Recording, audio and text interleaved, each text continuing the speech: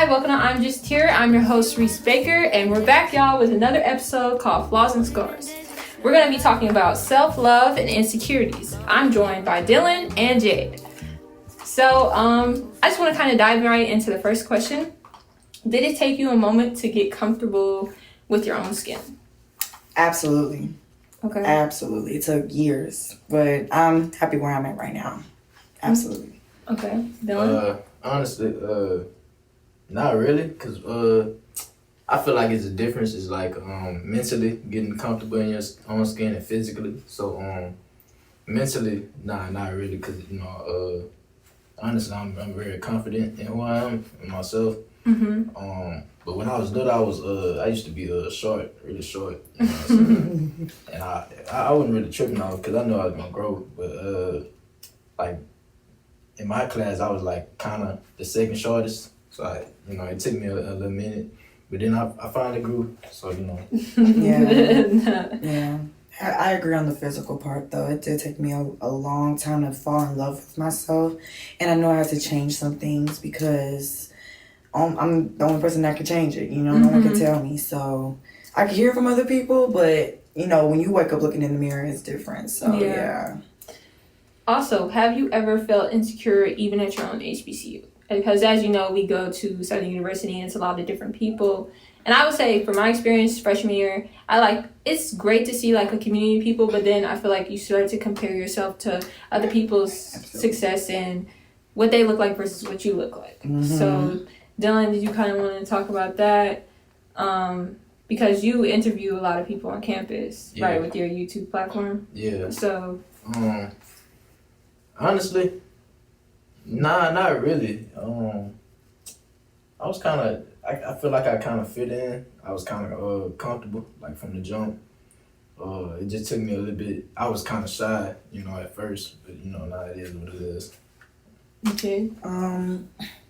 Insecure, I would say that's because it took a while. Like, I've always had the confidence, but being at an HBCU and seeing everybody, how they dress, look, interacted, like, I was always a people person, but being secure with myself, it took a minute. And just really trying to find myself here. Like, I used to be a person that used to compare to. I'm not gonna lie. Like, I used to be like, oh my gosh, she's so pretty. Why do I look like this and stuff? I used to, not be, too confident. But it did take a minute though. It was like a lot of adjusting around Black people because we have this standard on how we dress and how we, talk to other people and stuff. So yeah, but I've always made sure I stayed in my lane though. Yeah, I think that's a big part, staying in your own lane. Because I would say, like, you see, like, I kind of connect with you, Jade, on that, being a freshman coming in last year. I was like, oh, this is cool, like, go to HBCU. But then I'm like, okay, well, I don't look like her. And Pretty Wednesday, I would say, like, that was, like, I like it, but it's like, okay, well, she has this, I don't have this, or she has, you know what I mean? Yeah. So it's just, you become more, like, I think that takes in part into, like, the mental aspect. You become more mentally... Yes. Versus on the physical. The challenge. Yeah. It is challenging because you see everybody and what they gravitate to. Mm-hmm. It's like when you're not looking for attention, or like when you're not the type of person to seek attention, or like you just want people to like come to you. It's like, how do I maneuver? How do I like operate as far as like how to make not look like I'm being too thirsty without as far as like being yourself, something like that. But if that makes sense. And I feel like it's kind of different, like for women and men. Like for y'all, it's different because it's the standard. Yeah, the standards. But for like dudes, I feel like with us, it's just like chill, just a chill fit, just vibing type stuff. Yeah, absolutely. I think it also has to play into like fashion too. Yeah, absolutely. Because with women, we have more of I wouldn't say we have more than y'all, but we do kind of like as far as clothing wise. Like you guys, like can wear like a shirt, shorts, jeans. That's like a normal, the average guy look. But like with women, it's so many different, different levels, dynamics that play into like how you are overall, your personality. Yes, ma'am. And clothing has a big part to play in who you are as a person. Because when the first thing people see is your clothes. Your clothes, yeah. Your appearance. When you feel good, you look good. Yeah. I'm sorry, when you look good, you feel good. Yeah. Nextly, what insecurities have you faced personally, whether that be mentally or physically, that you could talk about? Oh, I guess I'll go. So it started with my face. I feel like my face card wasn't valid for a very long time. Like, stuck with my nose, my smile. Like, girl, y'all should have seen me in middle school. I was like, Lord, I was struggling. But I just had to learn that no one is gonna love me the way I love myself. Mm-hmm. People look at you the way you look at yourself. Mm-hmm. So if you telling yourself that you don't look good, of course people are gonna say okay, or they're gonna look at you like that. And then it took a long time for me to stop caring about what other people thought about me, because they're not paying my bills, they're not adding no value. Like, why am I even valuing what they're saying about me?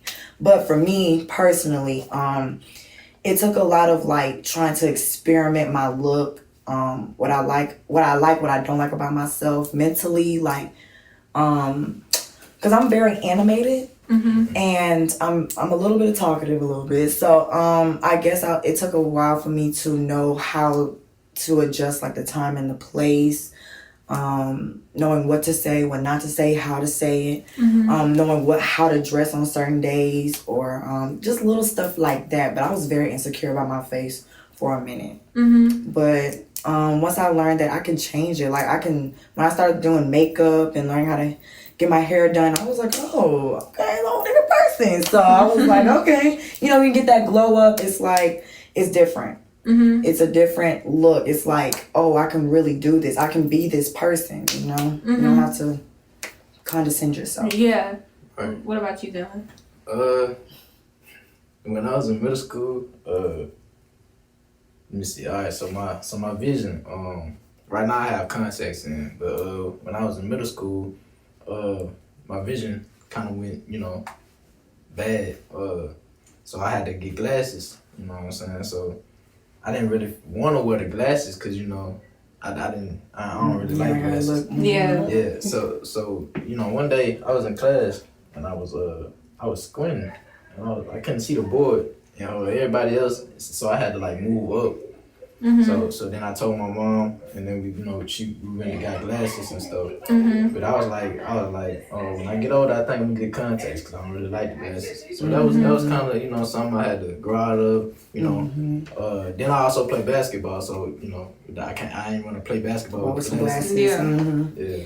So yeah, that and the height, but and the height. The height for sure. How do you think like social media plays like a big part in like your look, how you are? I think honestly, looking back or seeing it from a viewer standpoint, mm-hmm. I think that social media can make you also feel insecure about yourself because Absolutely. You can compare to what yourself and other like. Celebrities mm-hmm. are. So how do you think, because you're in like the YouTube world, mm-hmm. and how does that kind of like impact, or like do you stay in your own lane? We talked about like just staying in your own lane, but like with me test, yeah, me personally, I stay on my own. I don't really be trying to get into the fashion. Like the fashion that they got today is, to me, I wouldn't really wear it. I'm really a plain and simple guy, so mm-hmm. But for other guys, they like to compete with that type of stuff. They do. Yeah. Nowadays, yeah.